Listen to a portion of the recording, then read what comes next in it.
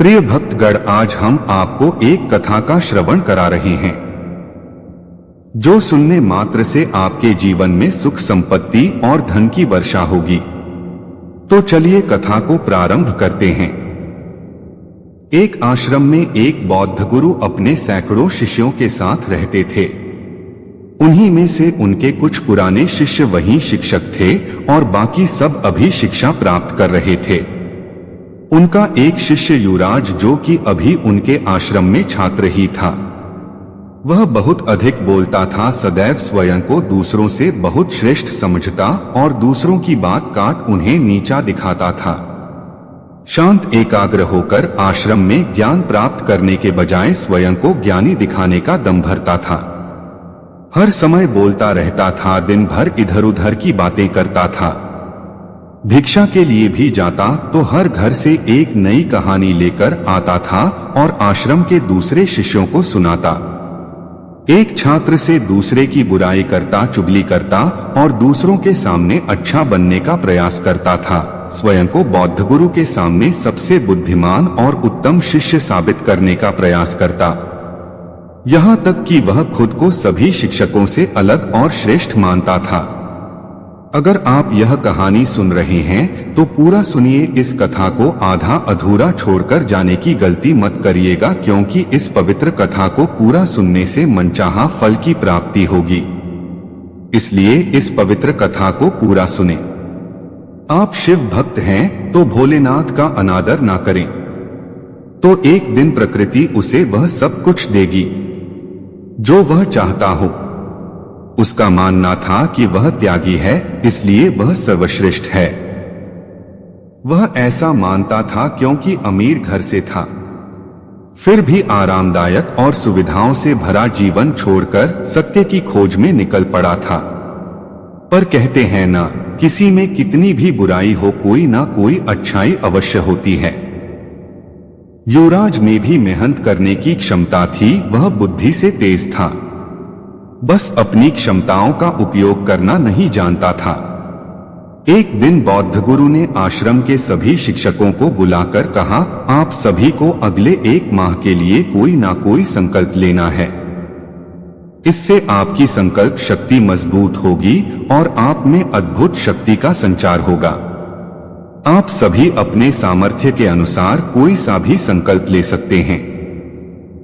1 माह से पूर्व जिसका भी संकल्प टूट जाए वह अपनी दिनचर्या में वापस आ जाए। सभी शिक्षकों ने अपनी शक्ति के अनुसार छोटे बड़े संकल्प लिए और बौद्ध गुरु को अपने अपने संकल्प के बारे में बताकर वहां से चले गए। लेकिन युवराज को यह बात अच्छी नहीं लगी। उसका मानना था कि संकल्प का अवसर केवल शिक्षकों को क्यों मिला है, विद्यार्थियों को भी मिलना चाहिए था। बौद्ध गुरु मुस्कुराते हुए बोले, तो ठीक है, जिन भी विद्यार्थियों को लगता है कि उनकी संकल्प शक्ति मजबूत है, वह भी 1 महीने के लिए संकल्प ले सकते हैं।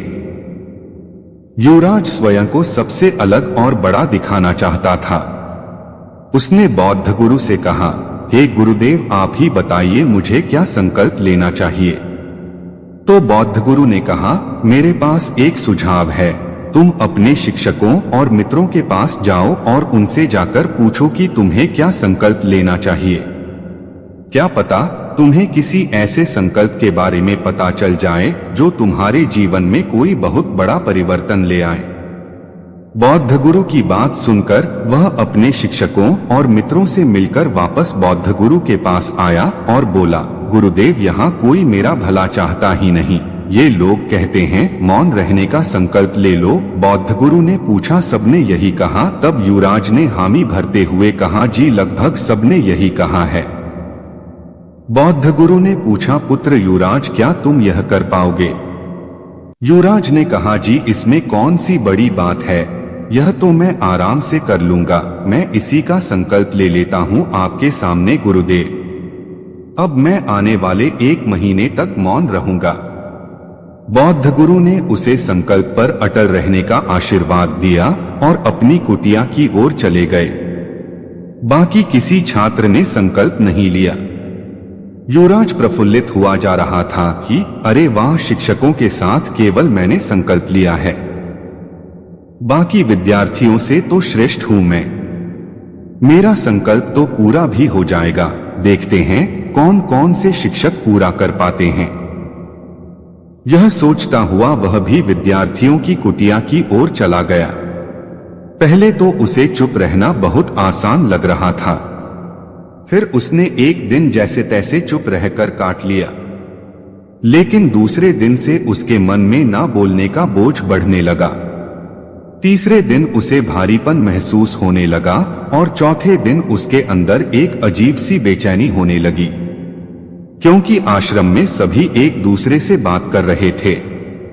वह भी अपना पक्ष उनके सामने रखना चाहता था, उनकी बोलती बंद कर देना चाहता था, लेकिन उसका संकल्प उसके आगे आ रहा था। उसका सर फटा जा रहा था, उसका खाने पीने का मन नहीं कर रहा था, बस बोलना चाहता था। अपनी परेशानी का हल ढूंढने वह बौद्ध गुरु के पास पहुंचा। बौद्ध गुरु के पास पहुंचकर उनके सामने बैठ गया, लिखकर उन्हें बताया कि गुरुदेव, मैं बोलना चाहता हूं, मुझसे रहा नहीं जा रहा, मैं क्या करूं, क्या मैं संकल्प तोड़ दूं? बौद्ध गुरु मुस्कुराकर बोले, संकल्प तो तोड़ने के लिए ही होते हैं, तो तुम तोड़ सकते हो, परंतु जो अपने संकल्प को पूरा कर लेता है वही अपनी आंतरिक शक्ति और जागृति की राह पर आगे बढ़ जाता है। बाकी संकल्प तुम्हारा है, उसे रखना या तोड़ना तुम्हारे हाथ में है। काफी विचार करने के बाद युवराज ने अपने गुरु से कहा, मैं संकल्प तो नहीं तोड़ना चाहता, मैं इसे पूर्ण करूंगा। यह कहकर बौद्ध गुरु को प्रणाम करके युवराज अपनी कुटिया में चला गया। अब उसने बिना जरूरत अपनी कुटिया से बाहर निकलना भी बंद कर दिया। उसके सहपाठी और शिक्षक भी हैरान थे कि युवराज का संकल्प इतना लंबा कैसे चल रहा है। अब युवराज बाहर तो जवाब नहीं देता, पर अब जितना ज्यादा मौन रहता उतना ही पुरानी बातें, यादें सब बहुत तीव्र वेग से उसके अंदर प्रकट हो रही थीं। अब मौन और ज्यादा मूर्ख हो रहा था। युवराज ज्यादा बेचैन होने लगा था। उसने पुनः अपने बौद्ध गुरु से इसका हल जानना चाहा। पुनः अपने बौद्ध गुरु से लिखकर पूछा, मैं बाहर से जितना मौन हूं, अंदर में उतना ही शोर है। क्या इसके बाद भी मेरा संकल्प जारी है या मेरा संकल्प टूट चुका है? बौद्ध गुरु ने उत्तर दिया, तुम्हारा संकल्प अभी भी जारी है, लेकिन जब तक लोगों की आवाज तुम्हारे कानों में पड़ती रहेगी तुम्हारा मन बोलता रहेगा, क्योंकि इसे तो आदत है बोलने की। तुम्हें इससे बाहर आने के लिए इन आवाजों से दूर जाना पड़ेगा। बौद्ध गुरु को प्रणाम करके युवराज कुटिया छोड़कर जंगल की तरफ चला गया। उसने सोचा, जब मेरा संकल्प का समय पूरा हो जाएगा तभी लौटकर आऊंगा। परंतु जब वह जंगल गया तब उसने जाना कि वह अंदर से अशांत था, इसीलिए बाहर से इतना शोर मचाता था। जब पूरा महीना बीतने के बाद वह लौटकर आश्रम नहीं आया, तब उसके मित्रगण और शिक्षकों ने बौद्ध गुरु से बात करने का मन बनाया और उनसे जाकर कहा, हे गुरुदेव, 1 महीने से ज्यादा हो चुका है, परंतु युवराज अभी तक लौटकर वापस नहीं आया। क्या हमें उसे ढूंढना चाहिए? क्या पता किसी जानवर ने उस पर हमला किया हो या उसकी तबीयत खराब हो, क्या पता वह रास्ता भटक गया हो, हमें उसके बारे में ज्यादा पता नहीं है। तो क्या हमें उसकी मदद के लिए जाना चाहिए? बौद्ध गुरु ने अपने शिष्यों से कहा, तुम सब भी तो यही चाहते थे कि वह चुप हो जाए। यह संकल्प तो तुम ही लोगों ने उसे सुझाया था, फिर अब तुम उसकी चिंता क्यों कर रहे हो? सब शर्मिंदा थे और उसी भाव से एक शिक्षक ने कहा, हमें क्या पता था, हमारा यह सुझाव हमारे आश्रम के ही विद्यार्थी के लिए इतना हानिकारक हो जाएगा और वह आश्रम छोड़कर चला जाएगा और फिर कभी वापस लौटकर नहीं आएगा। बौद्ध गुरु ने मुस्कुराते हुए बोला, चिंता मत करो, वह आ जाएगा। कुछ समय के बाद एक दिन युवराज आश्रम आया। उसके मित्रों ने उसे घेर लिया और उससे बातें करने लगे। यह क्या, युवराज तो सबसे घुल मिलकर प्रेम पूर्वक बातें कर रहा था। ना किसी का उपहास, ना किसी से आगे निकलने की होड़, ना किसी से बड़ा बनने की चाहत। उसे देखकर लग रहा था मानो वह बदल सा गया हो। अपने मित्रों से बात करके वह अपने शिक्षकगण के पास गया। उन्हें भी चरण स्पर्श प्रणाम करके उनके हालचाल पूछे और उनसे प्रेम पूर्वक बातें करके अपने बौद्ध गुरु से मिलने चला गया। बौद्ध गुरु के सामने हाथ जोड़कर उसने कहा, हे गुरुदेव, मैं जंगल से वापस आ चुका हूँ और मुझे आपसे अपने संकल्प के बारे में बात करनी है। बौद्ध गुरु ने कहा, हाँ ठीक है, परंतु अभी मेरा विश्राम करने का समय हो रहा है। विश्राम के बाद में मैं तुमसे बात करता हूँ। यह कहकर बौद्ध गुरु अपने कुटिया में चले गए। युवराज भी विद्यार्थियों की कुटिया की तरफ चला गया। यह सब देखकर एक शिक्षक ने बौद्ध गुरु से पूछा, हे गुरुदेव, अपराध क्षमा कीजिएगा, परंतु आपने युवराज से बात क्यों नहीं की? वह इतने महीनों बाद आया है, हमें उसकी इतनी चिंता थी और वह आपसे कुछ आवश्यक बातें करना चाहता था, फिर आपने उसकी बात टाल क्यों दी? बौद्ध गुरु ने मुस्कुराते हुए कहा, यही तो उसकी परीक्षा है। क्या वह सच में मुझसे मिलने के लिए शांत रह पाएगा या फिर मेरे मना कर देने से उसके अंदर की अशांति फिर से जाग जाएगी? देखते हैं। यह बोलकर बौद्ध गुरु विश्राम करने लगे। कुछ समय पश्चात जब बौद्ध गुरु विश्राम करके जागे तब उन्होंने युवराज को बुलाया और पूछा, हाँ बताओ पुत्र, तुम क्या बताना चाहते थे?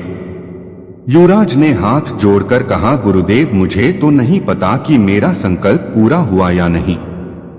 इसी बारे में आपसे बात करना चाहता था।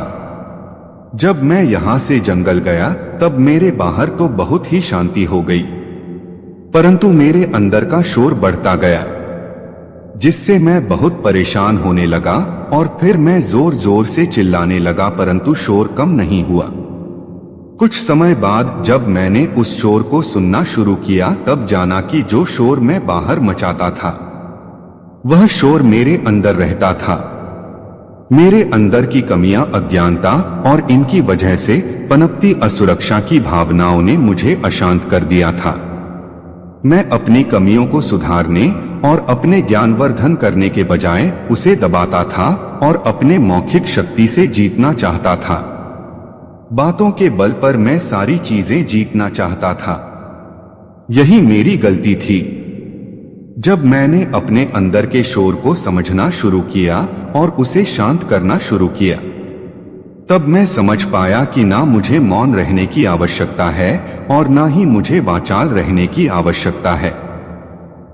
मुझे केवल सम्यक रहने की आवश्यकता है। जितनी आवश्यकता है उतना ही बोलना चाहिए, अन्यथा चुप रहना चाहिए। इस वीडियो को बोलते हुए कोई त्रुटि हुई हो तो क्षमा चाहते हैं। उम्मीद है आप सभी को ये वीडियो अच्छी लगी होगी। अगर आप शिव के सच्चे भक्त हैं तो चैनल को सब्सक्राइब और वीडियो को लाइक करके कमेंट में हर हर महादेव लिख दीजिए।